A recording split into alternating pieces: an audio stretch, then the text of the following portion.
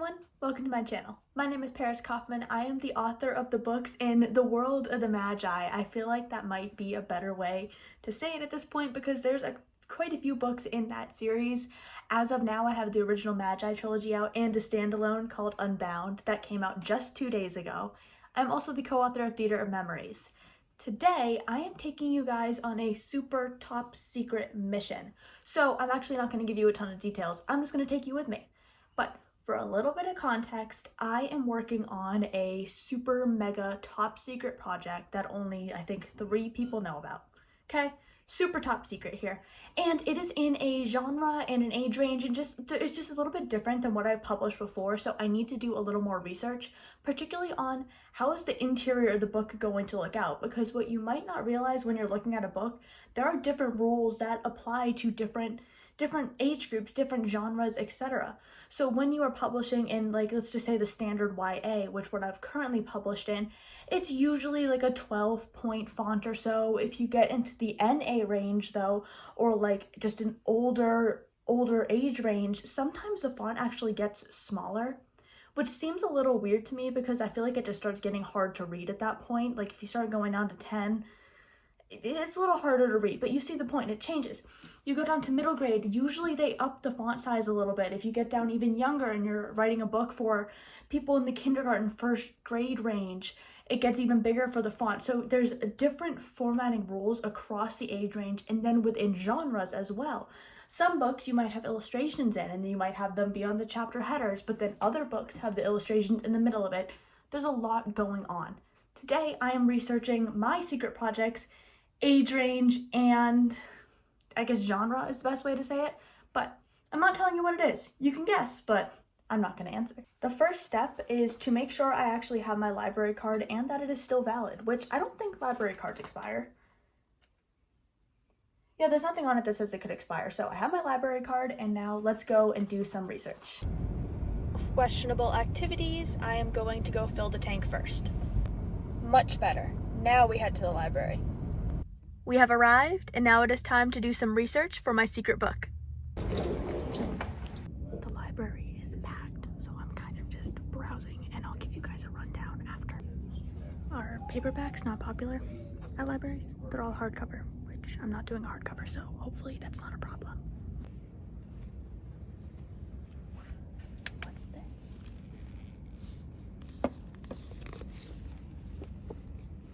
I wonder who wrote that book. I have no idea what that book is about, but that's a pretty cover. Let's take a moment to appreciate my bag. It's a backpack. Wait for it. Wait for it. Boom. It's a tote bag. I'm obsessed with this bag. I got it at Office Max last summer and I use it every day. Okay. Here's where it gets really awkward, guys. This is a self-checkout at my library and I literally could not sign into this thing. So just watch. I'm struggling. Still struggling. Now, I realized what my problem was your password is supposed to be the last 4 digits of your phone number, and I'm pretty sure I was stupidly putting my mom's phone number in because I usually use her account for loyalty programs, and we have a pretty similar number. So, yeah. I was struggling for almost 2 minutes. It was really getting awkward, so I'm reading the card again. Oh man, this is so embarrassing. And then also too, like, this is a huge library chain. There's a ton of them connected here, so it's kind of I don't know, it's just like it's a simplistic thing. Like there's so many of these across this entire county, so I would think I would be able to figure it out if everybody else is doing it, but no, I'm still just struggling here, and you can't even see my head either. So what was I doing? I'm like a Charlie Brown parent and you can't see my head. Yeah, this is me starting to give up. I'm trying to scan it now, actually. Sorry. I'm trying to scan it. Still not working with the scanner. You can just see me struggling. What am I doing? Oh man, this is so bad. I really should cut this clip, but it's kind of just funny to watch. So, okay, that's me giving up. I'm like, you know what? I'm out of here. I'm gonna go over to the front desk and hope they accept me. That was a pretty successful mission. I have them this way because you guys can't know exactly what genre and everything I'm looking at here. I managed to find 2 paperbacks, so I'm happy about that. The books are due July 1st. I do not take a receipt. I'm holding you guys accountable to hold me accountable. July 1st. They'll be back way before that. That's like almost 3 weeks, I think, from now. It's like June 10th when I'm filming this, so plenty of time. They'll be back beforehand, but remind me, July 1st, they're all due. I don't have a receipt. You guys are my trackers. Since I'm already out, I'm gonna check the little free library that's by my house because maybe there's something in there that I can actually use and add to my research. All right, here we are. Da, da, da. And let's see. I was actually here just the other day, so I'm not quite sure if anything new is in here.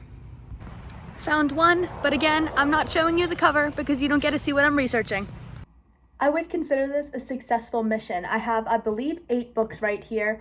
And as I said before, I'm really going to just study the interior of the book because there's a lot more to formatting than just make sure the margins are the right size or add page numbers. But there's a lot of kind of unwritten rules that you'll see standard across these books. So in some cases, a lot of them have similar fonts. Tending with kids' books, they're often a bit of a blockier, chunkier font. Whereas when you get into an older age range, the font is, I don't want to say it's elegant because that's not quite the word, but they're a little bit, you see more like Garamond or Times New Roman, something like that, a little more standard and professional. Whereas it's easier for kids to read something with blocky. There's other differences as in how far down the page the chapter headers go. And then even within genres, oftentimes if you're doing a genre like a murder mystery, you might have, if you have images on any of your headers, they're going to have more blacks in them than if you're doing something like a fantasy or a fairy tale retelling, whereas your images would be more lines and not a lot of thick darkness. You might have something like crows in some sort of horror book, whereas you have something just like a lighter butterfly or something in a different genre. There's a lot of these little unwritten rules that you can absolutely also break. You can use crows in a fairy tale, you can use fairies in horror. It really kind of just depends on the actual context of the book. I'm kind of rambling here, but I hope you get the point. There's a lot more to books than just, it's a book, you know? So when I'm writing something that's completely new to me, because this project is completely new to me in every single way, so good luck guessing on what it is, because there's quite a few things it could be. I've only published fantasy and magical realism so far in the YA age range, so there's a lot more options out there that I could be doing. Stay tuned for more updates on this. I'm going to start researching now, or flipping through the books and being like, wow, I like that. I'm going to steal that idea for my book. For now, I hope you guys enjoyed my little journey. Stay tuned for updates, as I said, although they might be coming in, I don't know, a bit. Not right away. I'm just teasing you now. Thanks for sticking around. Whatever time it is, whether it's morning, evening, or night, have a great day.